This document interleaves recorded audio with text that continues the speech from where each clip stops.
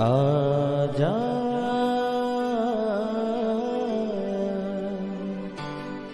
प्रभु यीशु के दर आजा, जीवन मिलेगा तुझे। आजा आजा प्रभु यीशु के दर आजा, जीवन मिलेगा तुझे। आजा आजा आजा आजा। ये धरती कैसे बनी, ये सूरज चांद सितारे कहाँ से आए, मनुष्य कैसे बना, कैसे सब देखी हुई वस्तुओं को सिरजा गया। बहुत से प्रश्न हमारी लाइफ में हम लोग सोचते हैं जिनका कुछ भी उत्तर नहीं मिल पाता। तो आइए मेरे प्रियो, आज हम परमेश्वर के कलाम में से देखेंगे कि कैसे सृष्टि की रचना हुई, कैसे धरती, सूरज, आकाश, समुद्र, पशु पक्षी बने, कैसे मनुष्य की सृष्टि की गई। Praise the Lord everyone. मैं pastor Kulbhushan Johar, Asian church of Christ Vancouver BC से प्रोग्राम नई जिंदगी की ओर में आप सबका बहुत बहुत स्वागत करता हूं। मैं उम्मीद करता हूं आप सब लोग अच्छे होंगे, तंदुरुस्त होंगे, परमेश्वर के कलाम में बढ़ रहे होंगे। तो आइए हर बार की तरह परमेश्वर के कलाम में से सीखने से पहले, वचन को पढ़ने से पहले, आइए अपने सरों को झुकाएंगे, अपनी आंखों को बंद करेंगे। आइए हम प्रार्थना में जाएंगे। सर्वशक्तिमान परमेश्वर यीशु मसीह नासरी, हम आपका धन्यवाद करते हैं। आप अच्छे सच्चे जीवित परमेश्वर हैं, दुआओं को सुनते हैं। इस वक्त आपने हमें ये मौका दिया, हम आपकी हुजूरी में बैठ सकें, आपके कलाम में से सीख सकें। होने दे परमेश्वर, जब आज आपके वचन खोलें, ये वचन हम में से हर एक से बात करें। ये वचन हमारी जिंदगी को नई जिंदगी के साथ जोड़ दे। कोई भी अंधकार की शक्ति तेरे वचन के फलों को चुरा ना सके। यीशु मसीह के सामर्थी नाम से हम मांगते हैं, आमीन आमीन हालेलुया। मैं स्वागत करता हूं आप सबका प्रभु यीशु मसीह की हजूरी में। मेरे प्रियो, बहुत बार ये प्रश्न हमारे दिमाग में आता है, ये धरती की रचना कैसे हुई, मनुष्य कैसे बनाया गया, सूरज चांद सितारे, धरती आकाश, पशु पक्षी कहाँ से आए। बहुत बार लोगों को लगता है ये अपने आप से सब कुछ बन गया। मेरे प्रियो, क्या सचमुच कुछ भी चीज अपने आप से बन सकती है? बाइबल इसके बारे में क्या कहती है? बाइबल का क्या मतलब है? बाइबल की डेफिनेशन है basic instructions before leaving the earth. Basic instructions का क्या मतलब? बाइबल हमें बताती है, उत्पत्ति की किताब उसके पहले अध्याय से ही सृष्टि की रचना कैसे हुई, सब चीजों का वर्णन कैसे हुआ। हम लोग 7 दिनों के हफ्ते को हम देखते हैं, कहां से आया वो पैटर्न। मेरे प्रियो, आइए हम आज बाइबल में से सीखेंगे कि कैसे परमेश्वर ने इस पृथ्वी को और पृथ्वी में की, और आकाश में की, और समुद्र में की, और मनुष्य की कैसे रचना की, और क्यों यीशु मसीह को इस धरती के ऊपर भेजा गया। क्यों जब आपको ये बताया जाता है कि अपने पापों से तौबा करो, क्यों जब आपको ये बोला जाता है कि यीशु मसीह के लहू बहाए जाने से हमारे पाप क्षमा होते हैं, इस सब के पीछे सीक्रेट क्या है? आइए हम लोग देखते हैं उत्पत्ति, यानी कि बाइबल की पहली पुस्तक उत्पत्ति, उसके पहले अध्याय में यहाँ पे लिखा, आदि में परमेश्वर ने आकाश और पृथ्वी की सृष्टि की। पृथ्वी बेडोल और सुनसान पड़ी थी, गहरे जल के ऊपर अंधियारा था, तथा परमेश्वर का आत्मा जल के ऊपर मंडराता था। जब परमेश्वर ने कहा उजाला हो, तो उजाला हो गया। और परमेश्वर ने उजाले को देखा कि वो अच्छा है, और परमेश्वर ने उजाले को अंधियारे से अलग किया। परमेश्वर ने उजाले को दिन और अंधियारे को रात कहा, तथा सांझ हुई, फिर भोर हुआ। इस प्रकार पहला दिन हो गया। उसके बाद लिखा है, फिर परमेश्वर ने कहा जल के बीच एक ऐसा अंतर हो कि जल 2 भाग हो जाए।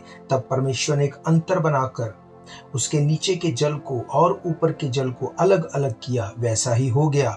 और परमेश्वर ने उस अंतर को आकाश कहा, तथा सांझ हुई, फिर भोर हुआ। इस प्रकार दूसरा दिन हो गया। फिर परमेश्वर ने कहा, आकाश के नीचे का जल एक स्थान में इकट्ठा हो जाए और सूखी भूमि दिखाई दे। वैसा ही हो गया। परमेश्वर ने सूखी भूमि को पृथ्वी कहा तथा जो जल इकट्ठा हुआ उसको उसने समुद्र कहा। और परमेश्वर ने देखा कि ये अच्छा है। फिर परमेश्वर ने कहा, पृथ्वी से हरी घास और बीज वाले छोटे छोटे पेड़ और फलदायी वृक्ष भी, जिनके बीज उन्हीं में से एक एक जाति के अनुसार है, पृथ्वी पर उगे। वैसा ही हो गया। इस प्रकार पृथ्वी से हरी घास, छोटे छोटे पेड़, उनमें अपनी अपनी जाति के अनुसार बीज होता है, और फलदायी वृक्ष और उनके बीज एक एक की जाति के अनुसार उन्हीं में होते हैं, उगे। और परमेश्वर ने देखा कि ये अच्छा है। तथा सांझ हुई, फिर भोर हुआ। इस प्रकार तीसरा दिन हो गया। फिर परमेश्वर ने कहा, दिन को रात से अलग करो। दिन को रात से अलग करने के लिए आकाश के अंतर में ज्योतियां हों, और वे चिन्हों और नियत समों और दिनों और वर्षों के कारण हों, और वे ज्योतियां आकाश के अंतर में पृथ्वी पर प्रकाश देने वाली भी ठहरे। और वैसा ही हो गया। तब परमेश्वर ने दो बड़ी ज्योतियां बनाई। उनमें से बड़ी ज्योति को दिन पर प्रभुता करने के लिए यानी कि सूरज, और छोटी ज्योति को रात पर प्रभुता करने के लिए यानी चंद्रमा और तारागण भी बनाया।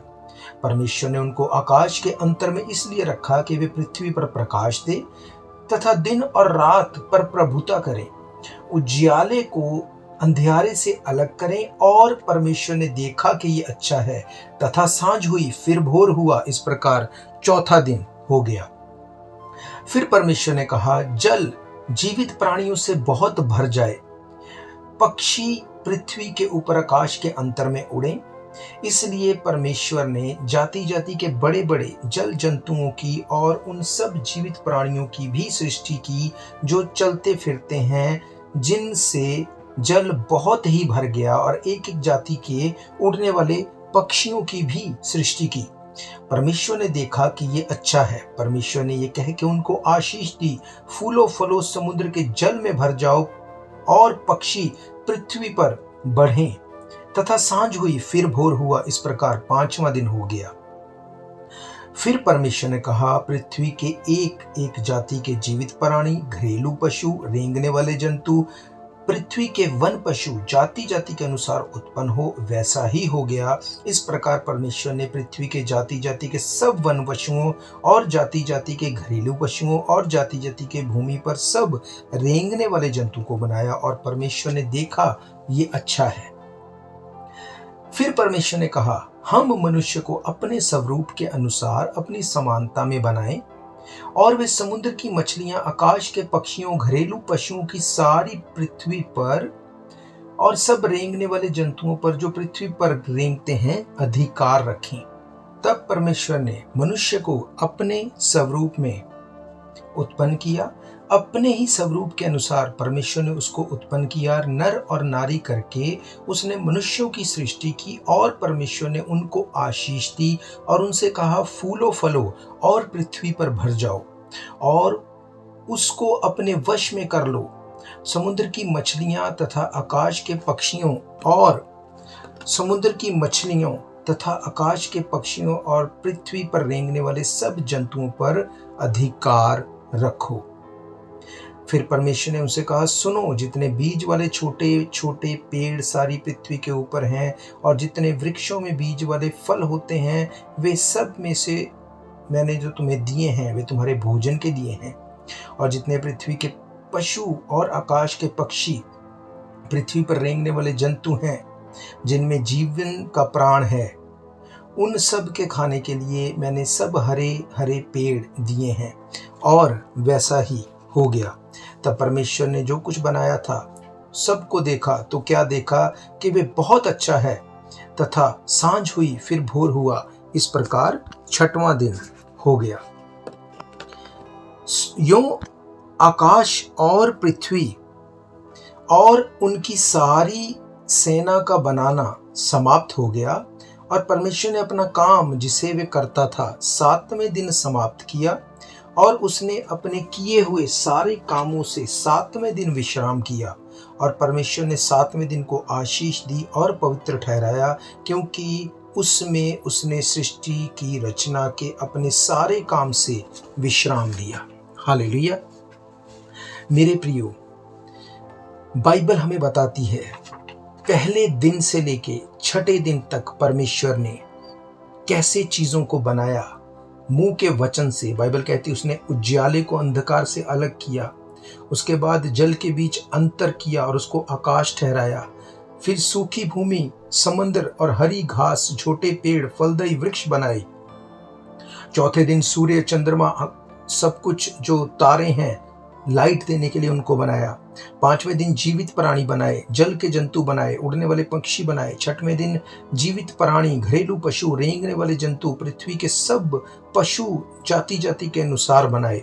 और 6ठे दिन परमेश्वर ने मिट्टी लेके मनुष्य को बनाया और उसमें अपना सांस फूंका, और बाइबल कहती वो जीवित जान हो गया। और परमेश्वर ने नर और नारी करके उनको सिरजा। इसको आगे अब डिटेल में पढ़ते हैं। पहले अध्याय में बताया गया कैसे आदम बना। दूसरे अध्याय में जब पढ़ते हैं फिर बताया गया कि आदम में से उसकी पसली को निकाल के कैसे परमेश्वर ने हवा की रचना की। तो इस तरह से परमेश्वर ने इस सब कुछ को बनाया। मैंने आपको पहले भी बताया कई बार कि परमेश्वर ने इन सब चीजों को क्यों बनाया, ताकि ये सब सृष्टि परमेश्वर की आराधना करे, परमेश्वर के साथ संगति करें। जब आप 2 अध्याय को पढ़ते हैं वहां पे पता चलता है कि मनुष्य की उत्पत्ति के बाद परमेश्वर एवरी इवनिंग, हर शाम अदन की वाटिका में नर और नारी, आदम और हवा से मिलने के लिए आया करता था। बाइबल ये बताती है कि परमेश्वर ने उनको एक आज्ञा दी। कौन सी आज्ञा? 2 अध्याय उसकी 16 आयत में लिखा, यहोवा परमेश्वर ने आदम को ये आज्ञा दी, तू वाटिका के सब वृक्षों का फल बिना खटके खा सकता है, पर भले या बुरे का ज्ञान का जो वृक्ष है उसका फल तू ना खाना, क्योंकि जिस दिन तू उस फल को खाएगा तू अवश्य मर जाएगा। हालेलुया। मेरे प्रियो, परमेश्वर ने सब कुछ को बनाने के बाद मनुष्य को बनाया ताकि वो किसी चीज में भी स्ट्रगल ना करे। उसके खाने का, उसके पीने का, उसकी हर चीज का ध्यान रखते हुए परमेश्वर ने उसको एंड में बनाया ताकि वो सब चीजों के ऊपर प्रभुता करे। पर परमेश्वर ये चाहता था कि मनुष्य परमेश्वर की आज्ञाकारिता में रहे, इसलिए परमेश्वर ने उसको कहा कि तू इस वाटिका के सारे वृक्षों के फलों को खा सकता है, सिर्फ तू ये जो फल, एक स्पेसिफिक जो उसने बताया कि भले या बुरे के ज्ञान का जो वृक्ष है उसका फल तू ना खाना, क्योंकि जिस दिन तू खाएगा तू अवश्य मर जाएगा। अब जब ये आज्ञा मनुष्य को दी गई, 3 अध्याय में हम पढ़ते हैं, ये बात को शैतान सुन रहा था, उसने सांप को चुना जिसमें से होके उसने काम किया। 3 अध्याय बताता है कि कैसे। 3 अध्याय में लिखा, यहोवा परमेश्वर ने जितने बेनौले पशु बनाए थे उन सब में सर्प धूर्त था। उसने स्त्री से कहा, क्या सच है कि परमेश्वर ने कहा तुम इस वाटिका के किसी वृक्ष के फल को ना खाना? स्त्री ने सर्प से कहा, इस वाटिका के वृक्षों के फल हम खा सकते हैं, पर जो वृक्ष वाटिका के बीच में है उसके फलों के विषय में परमेश्वर ने कहा है, ना तो इसको खाना ना इसको छूना, नहीं तो तुम मर जाओगे।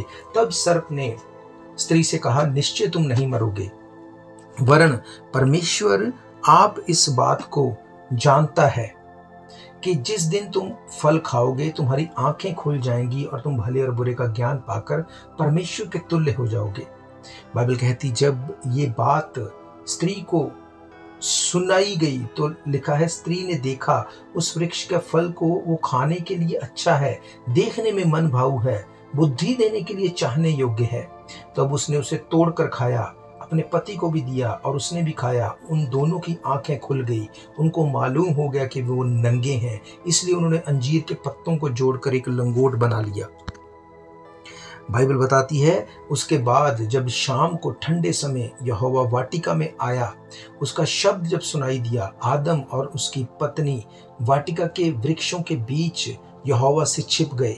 यहोवा ने पुकार कर आदम से कहा, तू कहाँ है? उसने कहा, मैं तेरा शब्द बारी में सुनकर डर गया क्योंकि मैं नंगा हूँ। उसने कहा, किसने तुझे बताया तू नंगा है? जिस वृक्ष का फल खाने के लिए तुझे मना किया था, क्या तूने उसको खाया? आदम ने कहा, जिस स्त्री को तूने मुझे दिया, उसी स्त्री के कहने से मैंने उस फल को खाया। तब यहोवा परमेश्वर ने स्त्री से कहा, तूने ये क्या किया? स्त्री ने कहा, सर्प ने मुझे बहका दिया, तब मैंने इसे खाया।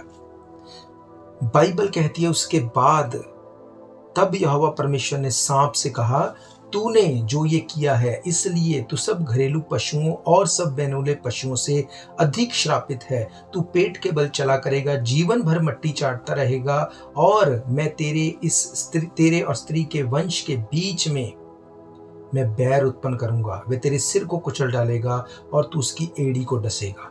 हालेलुया। मेरे प्रियो, मैंने आपको बताया कि कैसे परमेश्वर ने पहले दिन से कैसे हर एक चीज की रचना की, कैसे मनुष्य की रचना हुई, कैसे पाप इंट्रोड्यूस हुआ।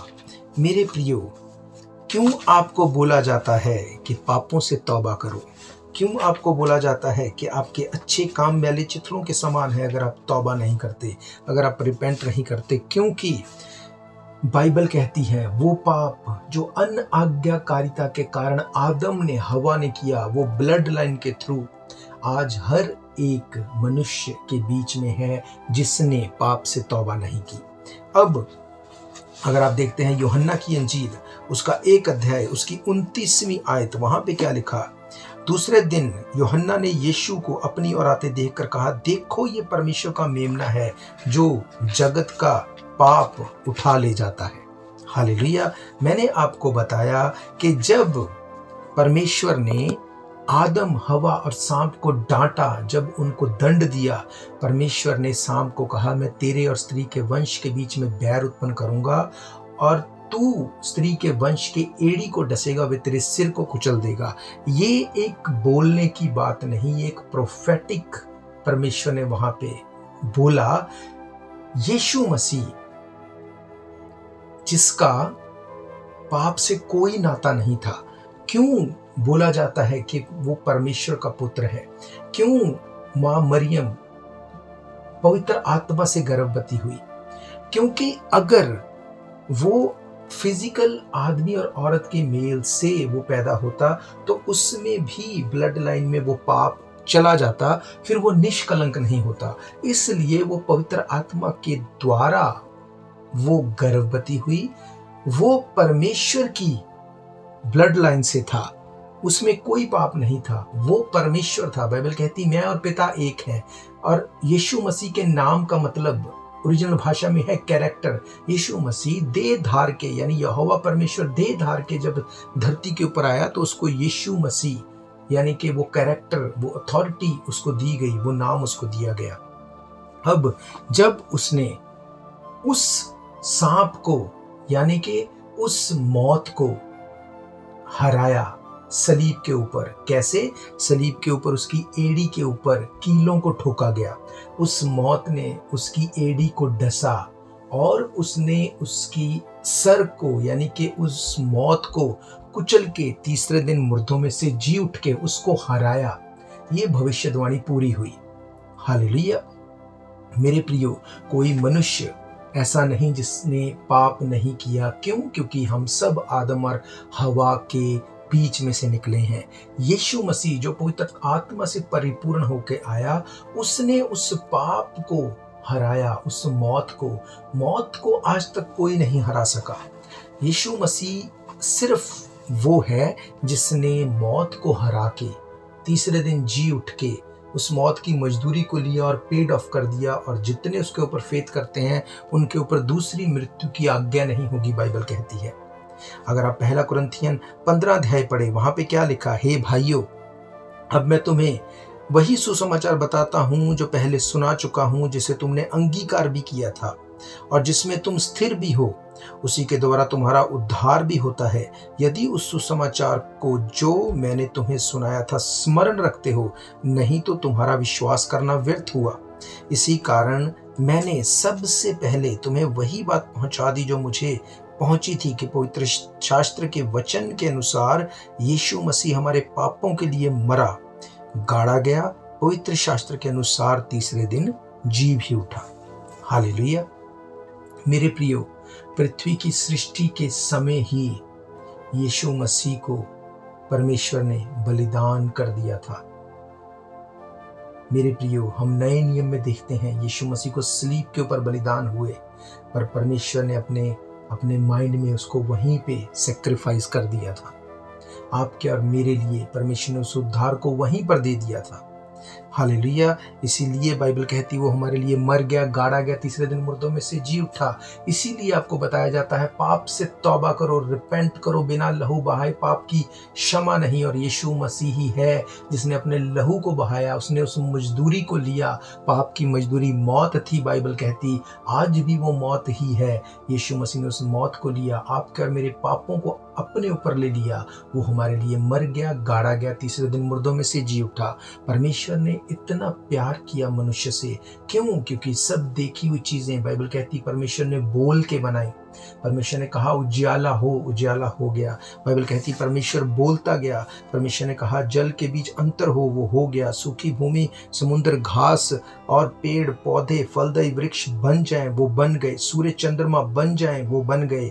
उसने कहा जीवित प्राणी, जल के जंतु, उड़ने वाले पक्षी बन जाएं, वो बन गए। जीवित प्राणी, घरेलू पशु, रेंगने वाले जंतु, पृथ्वी के सब पशु पक्षी जातियों के अनुसार बन जाएं, और वो बन गए। पर जब मनुष्य को बनाने की बात आई, परमेश्वर ने मिट्टी ली। बाइबल कहती उसने अपने स्वरूप में मनुष्य को बनाया, उसके नथनों में अपने श्वास को फूंका और वह जीवित चाल हो गया। मनुष्य परमेश्वर के हाथ की बनाई रचना है और परमेश्वर की इमेज में उसको बनाया गया। हम लोग परमेश्वर की इमेज में हैं। हालेलुया। शैतान आज आपसे नहीं डरता। जब वो आप में यीशु मसीह की इमेज देखता है वो डरता है। जब आप उसके लहू के नीचे आते हैं, जब अपने पापों से आप तौबा करते हैं, जब आप इस बात को बोलते हैं हम यीशु मसीह के लहू से प्रोटेक्टेड हैं, यीशु मसीह के नाम से जब उसको आप डांटते हैं, वो आपकी बॉडी को, आपके घराने को, आपके लाइफ को छोड़ के चला जाता है। क्यों? क्योंकि वो परमेश्वर से, उस इमेज से डरता है, वो आपसे नहीं डरता।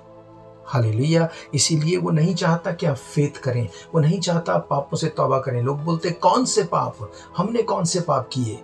मेरे प्रियो, मैंने आपको बता दिया कौन से पाप। जब परमेश्वर सब कुछ को बना रहा था, शैतान ने बीच में आके उस बीज को बोया जिससे सब कुछ खराब वो कर देना चाहता था।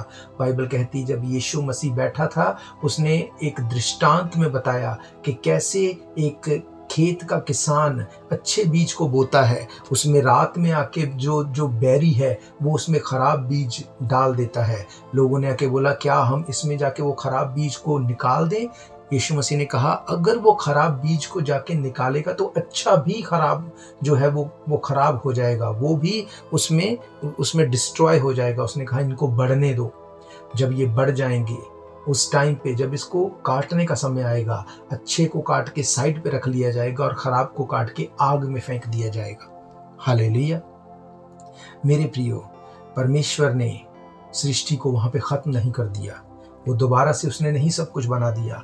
उसने वहीं पर इस बात को सोच लिया कि अब ऐसा एक जन जो निष्कलंक होगा, निष्पाप होगा, वो आके अपने बलिदान को देगा। उसने कहा मैं तेरे और स्त्री के वंश के बीच में मैं वैर उत्पन्न करूंगा।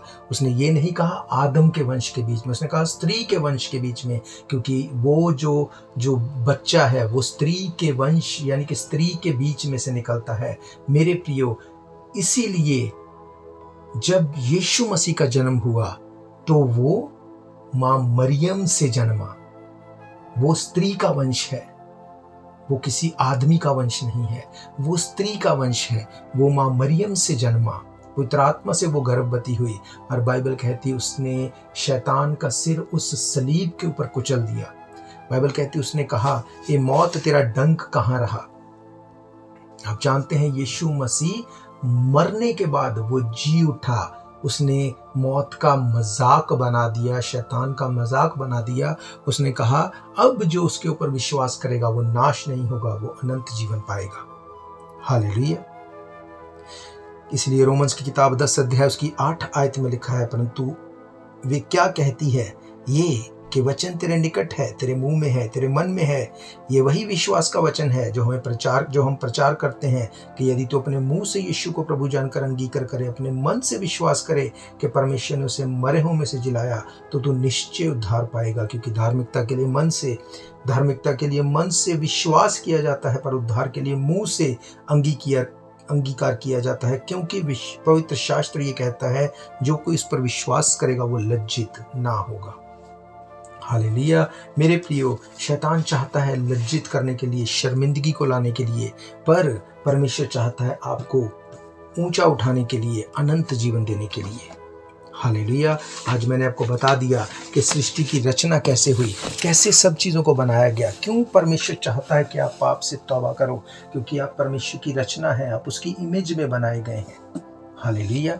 आप इमेजिन करो, जब एक बच्चा छोटा होता है, कौन उसे सिखाता है झूठ बोलो, कौन उसे बताता है चीटिंग करो, कौन उसे बताता है गुस्सा करो, झगड़ा करो, कौन उसे कुछ सिखाता है? कोई नहीं। कैसे उसको सब चीज़ें आ जाती हैं? क्योंकि ये ब्लड लाइन से चला आ रहा है। जब तक आप तौबा नहीं करेंगे ये चीज़ें डिस्कनेक्ट नहीं होंगी। इसीलिए ये ज़रूरी है। बाइबल कहती है, धार्मिकता के लिए मन से, उद्धार के लिए मुंह से अंगीकार करो। आप मन में विश्वास करते हैं यीशु मसीह परमेश्वर है, मुंह से अंगीकार नहीं करते, ये कभी काम नहीं करेगा। क्यों? क्योंकि परमेश्वर, उसने दूतों को ये समझ नहीं दी कि वो आपके मन में क्या चल रहा है वो उसको जान सकें। वो आपके मुंह की बातों को पकड़ के उसके ऊपर काम करते हैं। आपके मन में क्या चल रहा है ये सिर्फ परमेश्वर जानता है, दूत नहीं जानते। और आपके लिए परमेश्वर ने दूत ठहराए हैं, वो खुद आपके लिए चल के नहीं आएगा। इस सिस्टम को हमें समझना पड़ेगा, सिस्टम के अकॉर्डिंग काम करना पड़ेगा। इस धरती के ऊपर रहते हुए अगर हम कुछ काम करना चाहते हैं तो हम अगर हम चाहते हैं कि सीआरए का कोई काम है तो सीधा जाके हम प्रेसिडेंट से, प्राइम मिनिस्टर से, हम किसी बड़े ओहदे वाले से नहीं मिलते। हम फॉलो करते हैं इंस्ट्रक्शंस को। हमें ऑनलाइन जाना है, हमें उस नंबर पे कॉल करना है। इसी तरह से परमेश्वर ने भी जो कुछ बनाया है, जो सिस्टम को बनाया है, उसको हमें फॉलो करना है। पापों से तौबा करनी है, अंगीकार करना है, चीज़ें खुद ब खुद सेटल हो जाएंगी। हालेलुया। मेरा ये विश्वास है ये वचन आपकी ज़िंदगी में काम करेंगे। मैं आप सबके लिए दुआ करूंगा। उससे पहले मैं चाहता हूं, अगर अब तक आपने यीशु मसीह को अपना उद्धारकर्ता ग्रहण नहीं किया, आप इस प्रार्थना को मेरे पीछे दोहराएंगे। उसके बाद मैं आपके लिए दुआ करूंगा। सर्वशक्तिमान परमेश्वर यीशु मसीह नासरी, आज आपके वचन में से हमने देख लिया कि कैसे आपने धरती, आकाश, समुंदर, सूरज, चांद, सितारे, पशु पक्षी, जीव जंतु सब कुछ को बनाया, और कैसे आपने मुझे बनाया। आपने खुदावंद मुझसे इतना प्यार किया कि जिस पाप में मैं पड़ा था उसमें से निकालने के लिए यीशु मसीह को भेजा। खुदावंद, मैं आपके लहू बहाए जाने के ऊपर फेथ करता हूँ। मैं फेथ करता हूँ यीशु मसीह मेरे लिए मर गए, गाड़े गए, तीसरे दिन मुर्दों में से जी उठे। बाइबल कहती जो अपने पाप को मान लेता है, छोड़ देता है, उस पर दया की जाती है। खुदावंद, अपने पापों से हम मन फिराते हैं, पापों से तौबा करते हैं, अपना आपको अपना उद्धारकर्ता ग्रहण करते हैं। हमारे गुनाहों को माफ़ करें, हमें अपने बेटे और बेटियां होने का अधिकार दें। यीशु मसीह के सामर्थी नाम से मांगते हैं, आमीन आमीन। मैं आप सबके लिए दुआ करूंगा। अगर आप बीमार हैं, अपनी बीमारी वाली जगह के ऊपर हाथ रखो। सर्वशक्तिमान परमेश्वर यीशु मसीह नासरी, आपके वचनों के लिए आपके लिए धन्यवाद करते हैं जो आपके लोगों को आज बता दिए गए। ये वचन तेरे लोगों को खुदावंद हील करें, डिलीवर करें। बाइबल कहती है जिसने यीशु मसीह को मरे हुओं में से जिलाया, अगर उसी का आत्मा तुम में वास करता है तो वो तुम्हें मरे हुओं में से क्यों नहीं जलाएगा? तुम्हारे मरणहार देह को क्यों नहीं छुड़ाएगा? वो क्यों तुम्हें बीमारियों से नहीं छुड़ाएगा? खुदावंद, मैं कमांड करता हूँ सारी बीमारियां आज यीशु मसीह के नाम से इनकी बॉडी से चली जाएं। सारी डिस्टर्बेंस, सारे बोझ, सारी प्रॉब्लम से डिस्कनेक्ट करता हूँ मैं यीशु मसीह के नाम से इनकी लाइफ से। तेरे नाम से मैं इनको ब्लेस करता हूँ और गवाही के साथ ये खड़े हूँ। यीशु मसीह के सामर्थी नाम से मांगते हैं, आमीन आमीन हालेलुया। तो मैं आपको बताना चाहता हूँ, अगर इन प्रोग्राम्स को आप फिर से सुनना चाहते हैं, आप हमारे YouTube channel Asian church of Christ Vancouver BC पे जाके डेट वाइज सर्च करके इन प्रोग्राम्स को सुन सकते हैं। आप हमें कॉल कर सकते हैं, नंबर आप जानते हैं 7788922250। आप परमेश्वर के भवन में आके सभा अटेंड कर सकते हैं। एड्रेस आप जानते हैं 660 east 51st Avenue Vancouver BC। हर इतवार दोपहर 1 बजे में मिलते हैं। तो हम फिर मिलेंगे परमेश्वर की हजूरी में। God bless you all. शायद ये मौका होगा आखिरी, तुझको बुला रहा है नासरी। धोखा ही धोखा संसार है, प्रभु यीशु का सच्चा प्यार है।